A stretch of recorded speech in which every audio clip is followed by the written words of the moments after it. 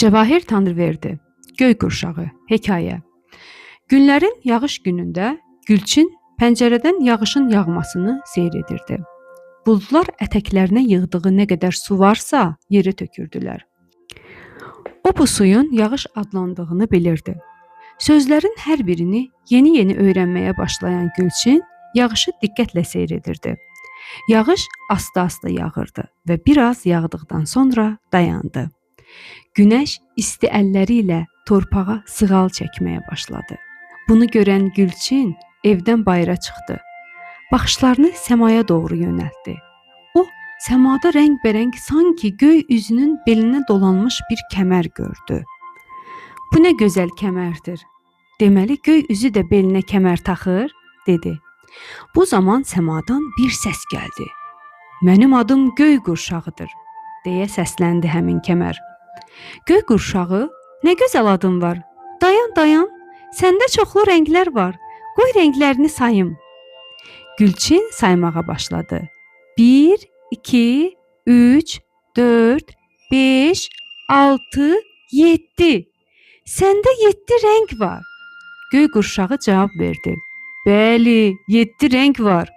Yaxşı, sən mənim adımı öyrəndin. Bəs sənin adın nədir? Mənim adım Gülçindir. Gülçin, gəl səni öz rənglərimdə gəzdirim. Gəzmək istəyirsən? Gülçin bu sualın cavabını vermək üçün öz-özünə düşündü. Axı rənglərdə necə gəzmək olar? Göy qurşağı Gülçinin düşüncələrə daldığını görüb dedi. Yəqin sən düşünürsən ki, rənglərdə necə gəzmək olar? Gülçin dedi. Həqiqətən də elə düşünürdüm. Bunu necə eləmək olar? Göy qurşağı dedi. Sən əvvəlcə de görüm, bu gəzintiyə razısan? Razı olsan, bunun necə baş verdiyini öz gözlərinlə görəcəksən. Razıyam, razıyam, deyə Gülçin düşünmədən cavab verdi. Bu zaman göy qurşağı əlini Gülçinə uzatdı və Gülçinin əlindən tutub onu öz üzərinə qaldırdı. Gülçin səmaya qalxmışdı, ancaq bunun necə baş verdiyini anlamırdı. Gülçin göy qurşağının üzərində idi. Göy qurşağı dedi, mən səni hər bir rəngimdə ayrı-ayrılıqda gəzdirəcəm. Lakin sənə bir sözüm var. Sən gərək mənim deyəcəyim sözə əməl edəsən. Sən hər bir rəngdə cürbəcür meyvələr görəcəksən. Hər rəngdə olarkən o meyvələrdən yalnız birini yeyə bilərsən. İkincisini yesən, orada olan kirpilər səni öz evlərinə aparacaqlar. Sən də onlarla yaşayıb, onların dediklərinə əməl etməli olacaqsan. Bunun olmağını istəmirsənsə, yalnız bir meyvə ye. Unutma bunu. Gülçin dedi. Elə bu, narahat olma göy qurşağı. Hər rəngdə yalnız bir meyvə yeyəcəm. Göy qurşağı əvvəlcə Gülçini qırmızı rəngin üzərinə qoydu. Gülçin qırmızı rəngin üzərində olanda özünü çəmənlikdə gördü. Elə bir çəmənlik ki, burada olan bütün meyvələr və çiçəklər qırmızı rəngdə idi. Yaşıl çəmənlikdə başqa rəngdə nə bir çiçək vardı, nə də bir meyvə. Hətta günəbaxanın çiçəyi belə qırmızı rəngdə idi. Gülçin heyranlıqla ətrafa baxırdı. Burada cürbəcür meyvə ağacları, kollar, torpaq altında olan meyvələr də var idi. Armud ağacının üzərindəki qırmızı armudlar o qədər gözəl görünürdü ki, adamın yeməyi gəlirdi. Lakin Gülçin hər an yadına salırdı ki, onun göy qurşağına verdiyi söz var. Burada və digər rənglərdə yalnız bir meyvə yeyə bilər. Buna görə də seçim etmək istəyirdi. Sonra Gülçin başqa ağaca baxdı. Orada qırmızı limonlar vardı. Amma Gülçinin fikri elə qırmızı armudlarda qalmışdı. O armudu seçdi. Birini qopardıb ləzzətlə dişlədi. Bu armud əvvəllər yediyi sarı armudlar kimi dadırdı. Lakin bu dad onu xəyalən nənəsinin yanına apardı. Gülçin nənəsi gilə gedəndə nənəsi bağlarında xüsusi bəslənən, dadı da digər armudlardan daha ləzzətli olan armud ağacından dərib Gülçin üçün saxladığı bir armudu ona verirdi. Bu ağac hələ körpə olduğundan çox az bar gətirirdi. Nənəsi də bunu nəzərə alaraq armudun birini Gülçin üçün saxlayırdı. Heç kəs onun payına toxuna bilməzdi. Gülçin bunları xatırlayaraq armudu yeyib bitirdi. Birdən nə görsə yaxşıdır. Onun əynində qırmızı rəngdə bir don var. Üzərində də qırmızı rəngdə armud şəkilləri. O bu hala həm təəccübləndi, həm də çox sevindi. O qədər sevindi ki, donuna bir mahnı oxumağa başladı. Gözəl donum, al qırmızı gözəl donum, göz oxşadın sehrinlə sən, armudlarla bəzən donum. Gülçin mahnısını oxuya-oxuya digər rəngə keçdi. Bu narıncı rəng idi. Burada bütün meyvələr və çiçəklər narıncı rəngdə idi. Narıncı rəngdə olan almalar portağala bənzəyirdi. Albalı ağacı da yalnız narıncı albalılarla örtülmüşdü. Gülçin, meyvələr narıncı rəngdə necə gözəl görünürlər, deyə düşündü. Sonra əl atıb ağacdan bir cüt albalı qopardıb yedi. Yenə xəyalına bəzi hadisələr gəldi. Evdə olarkən albalını götürüb sırğa kimi qulağının üst tərəfinə keçirməyi yadına düşdü və öz-özünə güldü. Başını aşağı salıb donuna baxdı. Don narıncı rəng olmuşdu. Üzərində də narıncı rəngdə albalı şəkilləri vardı. Yenə donuna mahnı oxumağa başladı. Gözəl donum, narıncı rəngə boyanar. Gözəl donum, üzərində albalılar. Gülçin mahnısını oxuya-oxuya digər rəngə keçdi. Bu sarı rəng idi. Buraya daxil olanda heyrətindən donub qaldı. Digərlərindən fərqli olaraq burada hər meyvə öz rəngində idi. Burada yalnız ağacların yarpaqları və otlar, yəni təbiət sarı rəngə boyanmışdı. O addım atdıqca sarı otlar bir-birinə toxunaraq nəğməli səs çıxardırdılar. Gülçin bu səsi eşidib qərara gəldi ki, addımlarını elə atsın ki, gözəl bir musiqi yaransın. O addımlarını ritmlə atdıqca maraqlı bir musiqi yarandı. Bu musiqinin sədalarına orada ayı, şir, tülkü, dovşan, dələ, xoruz və digər heyvanlar yığışaraq rəqs etməyə başladılar. Gülçini maraq bürümüşdü. Axı digər iki rəngdə təbiət öz rəngində idi. Yalnız təbiətin bir hissəsi olan meyvələr və çiçəklər göy qurşağındakı eyni rəngə boyanmışdı. Burada isə meyvələr öz rəngindədirlər, təbiət isə sarı rəngə boyanıb. Digər çəmənliklərdə onun gözünə bir heyvan belə dəyməmişdi. Amma bu musiqi səsinə nə qədər heyvan yığışdı. Görəsən bunun səbəbi nədir? Deyə düşünərkən birdən heyvanlardan biri dil açıb danışmağa başladı. Bu ayı idi. O dedi: "Balaca qız, biz sənin ürəyindəki sualına cavab verə bilərik. Sən rənglərin sehirli aləminə düşmüsən. Hər bir rəng özünü sənə digər rənglərdən fərqli şəkildə göstərmək istəyir. Sarı rəng də digər rənglərdən fərqlənmək üçün ağac və otları öz rənginə boyadı. Meyvə və çiçəkləri isə öz təbii rənglərində saxladı. İndi sənin bizimlə bağlı yaranmış fikrinə cavab verim. Əslində biz digər çəmənliklərdə də var idik, amma səndən gizlənirdik. Çünki düşünürdük ki, sən bizdən qorxub geri çəkilərsən və bu göy qurşağından çıxıb gedərsən.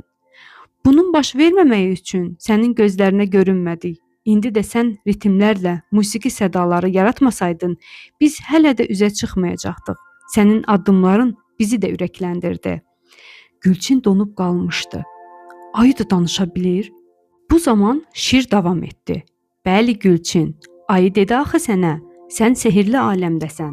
Biz sənin ürəyindən keçənləri anlaya bilirik. Biz səninlə dost olmaq istəyirik." Gülçin dedi: "Əlbəttə, dost olaq.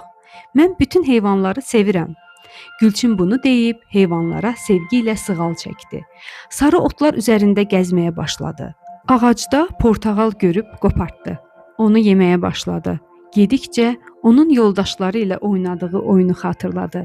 Əlindəki portağalı yeyib bitirdikdən sonra baxıb gördü ki, donu sarı rəng oldu. Üzərində də portağal şəkilləri. Çox gözəl görünürdü. Gülçin donuna yenidən mahnı oxumağa başladı. Gözəl donum, rəngi sarı xəzəl donum, portağalla bəzənibdir günəşə tay gözəl donum. Mahnını oxuya-oxuya heyvanlara əl yelləyib digər rəngə keçdi. Burada təbiətdəki ağaclar, meyvələr, çiçəklər, bir sözlə təbiətdəki bütün gözəlliklər yaşıl rəngin müxtəlif çalarlarına boyanmışdı. Göy qurşağındakı yaşıl rəng Gülçinin ürəyində sevgi yaratmaq üçün belə fərqlilik etmişdi. Otlar, ağaclarda yarpaqlar tünd yaşıl rəngdə idisə, meyvələr və çiçəklər açıq yaşıl rəngdə idi. Burada yeganə fərqli rəng Gülçinin əynindəki donun sarı rəngi idi. Gülçin yaşıllıqda sarı çiçəyə bənzəyirdi. Ağacda nar da yaşıl rəngdə idi. Gülçini maraq bürümüşdü. görəsən narın dənələri də yaşıl rəngdədir? Əlini uzadıb nardan birini qopardı. Nar əlində bir an içində açıldı. Gülçin baxdı ki, narın dənələri özündən də açıq rəngdədir. Onlar elə parıldayırlar ki, baxanın gözü qamaşır. Gülçin narı yeməyə başladı. Bitirəndə gördü ki, donu yaşıl rəngi oldu. Gülçin donuna yenə bir mahnı oxumağa başladı. Gözəl donum, çəmənlik tək gözəl donum, yarpaqların rəngindədir, yaşıl rəngli gözəl donum. Gülçin mahnı oxuya-oxuya digər rəngə keçdi. Bu mavi rəngidir. Burada hər tərəf tərtəmiz suya qərq olmuşdu. Gülçin suyun üzərində gördü özünü, amma ayaqları suda batmırdı. Sanki su Gülçini üzərində saxlayırdı. Gülçin addım atdı. Suyun üzünə qalxmış ağacların üzərində mavi rəngli meyvələr var idi. Böyürtkənlər də mavi rəngdə idi. Gülçin əl uzadıb bu meyvədən qopardı və yedi. Xəyalına kənddə dostları ilə yediyi böyürtkənlər gəldi. Bir də hər dəfə böyürtkən yığarkən tikanların əlinə toxunaraq onu incitməyi də yadına düşdü. Tez xəyaldan ayrıldı. Gördü ki, donu mavi rəng alıb. Üzərində də mavi rəngli böyürtkənlər. Gülçin yenə mahnı oxumağa başladı. Gözəl donum, mavi gözlü gözəl donum, üzərində böyürtkənlər, gözəl rənglə bəzən donum. Gülçin daha sonra göy rəngə keçdi. Burada isə o özünü göy samada, ağ buludlar üzərində gördü. Buludların üzərindəki ağaclarda olan meyvələr də göy rəngdə idi. Cürbəcür meyvələr göz oxşayırdı. Lakin Gülçinin diqqətini daha çox göy rəngli ərik çəkdi. O ərikdən birini qoparıb yedi. Donu göy rəngə boyandı. Üzərində də ərik şəkilləri vardı. Gülçin donunun gözəlliyinə heyran oldu. O qədər heyran oldu ki, sonunda bir mahnı oxumağa başladı. Gözəl donum, göy meyvələr bəzər donum, göy üzünün gözəlliyi üzərində gəzər donum, deyərək sonuncu rəngə keçdi. Bu rəng bənövşəyi rəngidir. Gülçinin ən çox sevdiyi rəng çəmənlikdə olan çiçəklərin hər biri bu rəngdə idi. O bənövşə çiçəyini çox sevirdi. Burada isə bütün çiçəklər bənövşə rənginə boyanmışdı. Gülçin çox xoşbəxt idi. Ağaclar üzərində olan meyvələr də öz rəngləri ilə onu xoşbəxt edirdi. Bənövşəyi rəngdə olan almaları görən kimi dayandı. Ehmalca əlini uzadıb bir alma qopardı. Dişlədi. Gördü ki, almanın qabığı kimi içərisi də bənövşəyi rəngdədir. Almanı yedikcə yadına bağça yoldaşları düşdü. Onlarla bərabər oturub alma şəkli çəkmişdilər. Öz-özünə dedi ki, qaydan kimi yoldaşlarına bənövşəyi rəngdə alma haqqında danışacaq. Bənövşəyi rəngdə alma şəkli çəkəcək ki, yoldaşları bu rəngdə almanın olduğunu da bilsinlər. Almanı yeyib bitirdi. Donuna baxıb gördü ki, donu bənövşəyi rəng alıb. Üzərində də bənövşəyi rəngdə alma şəkilləri. Yenə mahnı oxumağa başladı. Gözəl donum, bənövşəyi almalarla bəzən donum, bənövşə tək gözəl donum. Oxuya-oxuya yoluna davam eləməyə başladı. Elə təzəcə mahnısını oxuyub bitirmişdi ki, qarşısında bənövşəyi şaftallarla dolu olan ağac gördü. Nə gözəl şaftallardır, deyə düşündü. Əl uzatdı. Şaftallardan birini qopardı. Gülçin göy qurşağına verdiyi sözü unutmamışdı. Lakin nəfsi ona üstün gəlmişdi. Şaftalının rənginə heyran olan Gülçin əlindəki meyvəni yeməyə başladı. Şaftalını təzəcə yeyib bitirmişdi ki, bir neçə kirpinin onun ətrafında dövrə vurduğunu gördü. Kirpilər Gülçini dairəyə almışdılar. Gülçin kənara addım atmaq üçün cəhd etsə də kirpilər imkan vermədilər. Gülçinin ayaqları kirpilərin tikanlarına toxundu. Bu zaman özü də bilmədən özünü kirpilərin üzərində gördü. Kirpilər sürətlə hərəkət edərək Gülçini bir ağacın yanına apardılar. Bu ağac meşənin lap kənarında idi. Ağac çox enli və hündür idi. Gövdəsində də böyük bir oyuq var idi. Bu oyuq kirpilərin evi idi. Gülçin kirpilərin təkidi ilə buraya daxil oldu. Kirpilərin tikanları Gülçinin ayaqlarını çox incitmişdi. Özünü içəri atan kimi yer axtardı ki, otursun. İçəri otaq kimi idi. Ortada gözəl bir süfrə açılmışdı. Süfrədə düzülmüş yeməklər çox gözəl və ləzzətli görünürdülər. Əsasən müxtəlif otlardan hazırlandığı elə ilk baxışdan anlaşılırdı. Bəs bunlar Gülçinin yediyi yeməklərə bənzəyirdimi? Yoxsa bunlar yalnız kirpilərin yeyə biləcəyi otlardanmı hazırlanmışdı? Bunu anlamaq çətin idi. Ətrafında stullar var idi. Divardan isə müxtəlif kirpi şəkilləri asılmışdı. Gülçin evə baxıb çox təəccübləndi. Kirpilərdən biri dedi: "Buyur, stullardan birində əyləş, balaca qız." "Yaxşı," dedi Gülçin. Keçib bir stulda əyləşdi. Kirpilər də süfrə arxasında əyləşdilər. Gülçin yeməklərdən ona ən yaxın olanından qabağına çəkib yemək istədi. Ağzına alan kimi xoşagəlməz dad hiss elədi. Bu yeməklər gözəl görünsələr də insanların yediyi yeməklərdən fərqli dada malik idi. Gülçin dedi: "Axı bunlar dadlı deyil." "Nə danışırsan balaca qız? Bizim yeməklərimiz meşədə olan ən nadir və faydalı bitkilərdən hazırlanıb. Sən yenə dadına bax, bəyənəcəksən." Gülçin yenə cəhd eləmək istədi. Lakin yenə də yeyə bilmədi ki, bilmədi. Axşam düşürdü. Gülçin dedi: "Mən öz evimə getmək istəyirəm." Kirpilər dedilər: "Yox balaca qız, sən heç bir yerə gedə bilməzsən. Bundan sonra bizimlə yaşayacaqsan." "Axı mən burada yaşaya bilmərəm." "Sən bənövşəyi rəngdə olarkən ikinci meyvəni yeyib bütün sehri pozdun. Cəzalısan. Burada isə cəza verən bizik." Gülçin qorxaq baxışlarla kirpilərə baxaraq kəsik-kəsik danışmağa başladı. "Necə? Cəza? Nə cəza?" "Balaca qız, cəza deyəndə çox qorxulu bir şey deyil. Əslində heç qorxulu deyil. Sən həmişəlik bizimlə qalacaqsan. Evdə yeməyimizi bişirərsən. Biz də nə gətirərik, yeyərsən. Yaşayarsan bizimlə. Əslində burada cəza adlanan heç nə yoxdur. Biz insanlara zərər vermirik. Kiminsə bizimlə yaşamağını istəyirik. Biz insanları çox sevirik. Amma bilmirəm niyə digər heyvanlar bu istəyimizi insanlara qarşı olan cəza adlandırır. Biz də onların dili ilə cəza deyirik." Gülçin bu sözləri eşidən kimi ürəyə getdi, yıxıldı yerə. Kirpilər çox qorxdular. Tez Gülçini qaldırıb çarpayıya uzatdılar. "Gördün, asta gəl. Necə danışdınsa, balaca qızın ürəyi getdi." Digər kirpilər də Astagəl adlı bu kirpini danladılar. "Astagəl, sən neynədin? İndi get və həkim tısbağanı tez çağır." Bu zaman kirpilərin ən ağıllısı olan ağıllı dedi: "Yox, onu çağırsaq, o bu qızı əlimizdən alıb öz diyarına göndərəcək. Hər şeyi ağıllı eləmək lazımdır." Astagəl dedi: "Ağıllı, çox ağıllı danışdı. Axı o aramızda ən ağıllı kirpidir. Əbəs yerə biz onun adını ağıllı qoymamışıq." Digər kirpilər ağıllının sözləri ilə razılaşdılar. Qərara gəldilər ki, balaca qızı özləri sağaltsınlar. Nə etdilərsə, balaca qızı oyada bilmədilər. Sonunda yenə əlac ağıllının ağıllı fikirlərinə qaldı. Ağıllı dedi: "Gəlin birimiz həkim tısbağanın yanına gedək.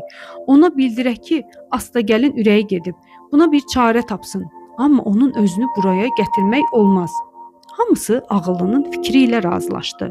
Kirpilərdən ən balaca boya malik olan və elə buna görə də balaca boy adlanan kirpini həkimin yanına yolladılar.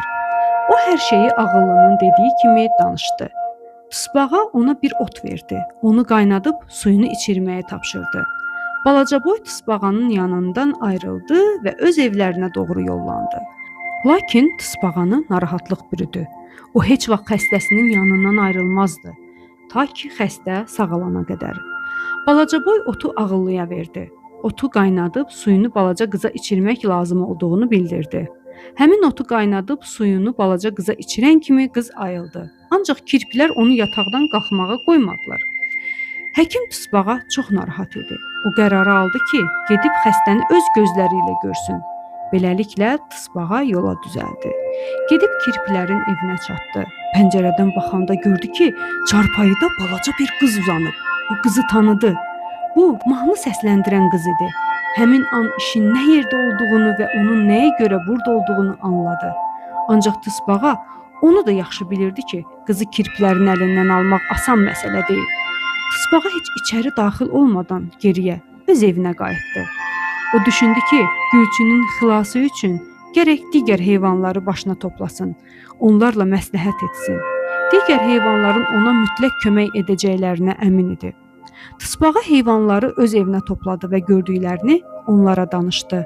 Onlar çox düşündülər və bir qərara gəldilər. Plan qurdular. Bu planı həyata keçirmək üçün fəaliyyətə başladılar. Gülçin artıq ayılmışdı. Kirpilərə yalvarmağa başladı. "Nə olar, məni buraxın gedim." Kirpilərdən biri dedi: "Yox, bu bizim qaydalarımıza uyğun deyil. Biz səni heç bir yerə buraxa bilmərik. Sənin bizimlə yaşamağında heç bir narahatlığın da olmasın. Biz çox şən kirpilərik. Hətta aramızda ən zarafatçıl kirpi də var. Adı da Güləyəndir. Sən onun söhbətlərinə qulaq assan, heç darıxmayacaqsan. İnan ki, elə özün həmişəlik bizimlə qalmaq istəyəcəksən. Gülçin dedi: Əslində mənim sizdən narazılığım yoxdur. Siz çox mehriban, qayğıkeş kirpilərsiniz. Amma mən əbədi olaraq sizinlə yaşaya bilmərəm axı. Mənim oyun yoldaşlarım, bağça yoldaşlarım, atam, anam, bacım və qardaşım, bunların hamısı darıxacaq mənim üçün. Mən də onlar üçün artıq darıxmağa başlayıram. Gəlin belə danışaq. Bəlkə sizi özümlə aparım. Bizim evin həyəti yaşıllıqdır. Bunun kimi böyük olmasa da həyətimizdə ağac da var. Onun yanında sizin üçün ev də düzəldərik. Razısınız? Kirpilər razı olmadılar. Yox, biz öz evimizdən heç yana tərpənə bilmərik. Bu ev bizə lap ulu kirpidən qalıb.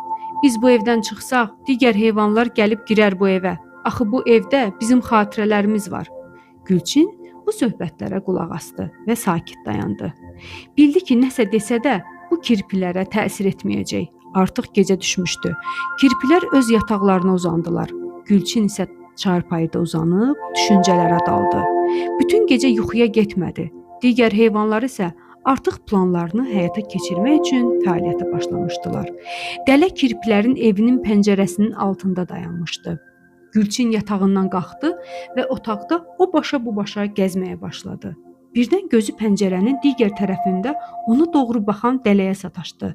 Dələ əl hərəkətləri ilə Gülçini pəncərəyə tərəf çağırdı. Gülçin pəncərəyə yaxınlaşdı. Ehmalca pəncərəni açdı. Dələ ona planlarını 2 cümlə ilə bildirdi. Plan bu idi ki, Gülçin kirpilərlə mehriban davranacaq, tülkü gəlib özü hər şeyi yoluna qoyacaq. Gülçin pəncərəni bağlayıb yerinə uzandı. Səhər açıldı. O kirpilərlə çox mehriban davranmağa başladı. Kirpilər Gülçinin bu mehribanlığına çox sevindilər. Onlar özlərinə qida əldə etmək üçün meşəyə yollandılar. Lakin qapını bayır tərəfdən kilidlədilər. Gülçin axşama qədər səbirlə gözlədi. Hər gün evə qayıdanda Gülçini daha şən və mehriban gördülər.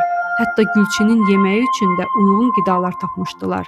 Artıq Gülçin də yemək yeyirdi.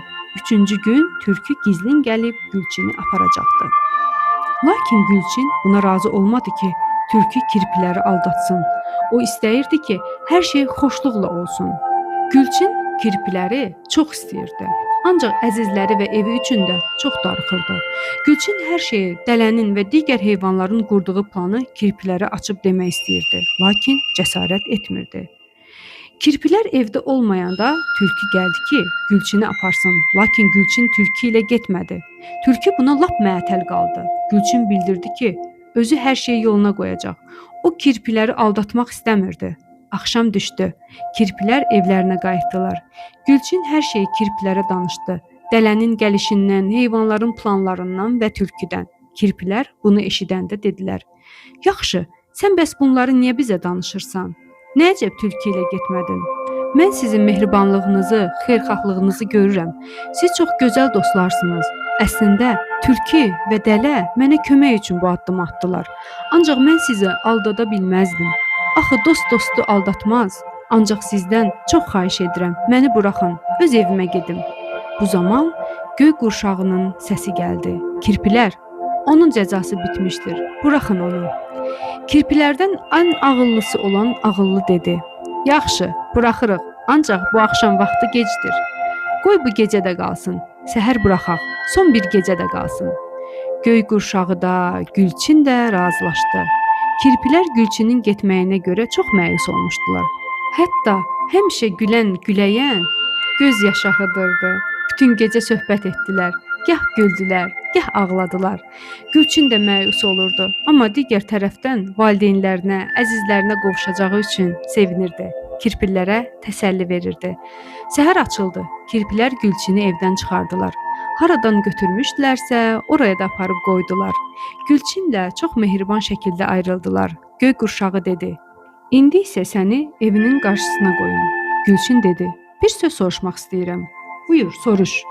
"Sən necə belə tez qərar aldın ki, məni öz evimə qaytarasan? Axı mən cəzalı idim." Göy qurşağı cavab verdi: "Bəli, sən cəzalı idin, doğrudur. Bu xoş bir cəza deyil. Burada cəza yalnız ondan ibarət idi ki, sən öz əzizlərindən əbədi olaraq uzaqda yaşayacaqdın. Amma sən bir doğru hərəkətinlə bu səhvini düzəltdin. Sən dostluğunu unutmadın, kirpiləri aldatmadın. Əgər kirpiləri aldatsaydın, yenə də oradan çıxa bilməyəcəkdin. Çünki sənin yalanın sənin cəzanı artıracaqdı. Bu dəfə başqa cür olacaqdı hər şey, amma sənin istədiyin kimi yox. Sən isə kirpilərə doğru danışmaqla bağışlandın. Yaxşı, sənin məndən istədiyin son bir şey varmı? Gülçin dedi, var. Mən istəyirəm ki, hər dəfə yağış yağandan sonra sən məni bir neçə saatlıq kirpilərin yanına götürəsən. Axı onlar və orada olan digər heyvanlar mənim dostlarımdır. Heç olmasa arada onları görüm. Göy qurşağı razılaşdı və Gülçini evlərinin qarşısına qoydu. Gülçin göy qurşağı ilə sağollaşdı. Onun dostlarına danışacağı çox şey vardı. Göydən 3 alma düşdü. Biri nağıl danışanın, biri nağıla qulaq asanların və o birisi də Gülçinin. Dinlədiyiniz üçün təşəkkür edirəm.